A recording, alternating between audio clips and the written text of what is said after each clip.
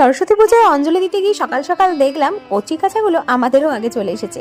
আর ঠিকই তো বলো, ওদেরই তো পুজো, ওরাই তো বেশি আনন্দ করবে। আর আমরা বাড়ির সবাইও অঞ্জলি দিলাম। তারপর চলে এলাম দেখো ছাদে, কত সুন্দর সুন্দর ফুল হয়েছে দেখো।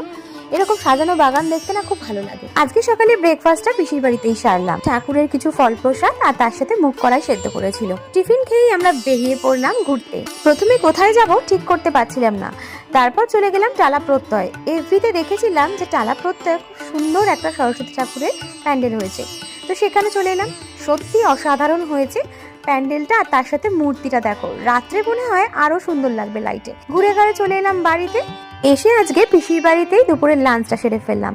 গরম গরম খিচুড়ি, বাঁধাকপির তরকারি, তার সাথে বেগুন ভাজা, পাঁপড় ভাজা আর কুলের চাটনি। এটা সরস্বতী পুজোর স্পেশাল খাবার, আর বাড়ির সবাই মিলে একসাথে বসে খেলে সেটা কিন্তু একটা আলাদা আনন্দের। সকাল থেকে ঘুরে বেরিয়ে হাঁপিয়ে গেছিলাম, তাই বাড়িতে গিয়ে একটু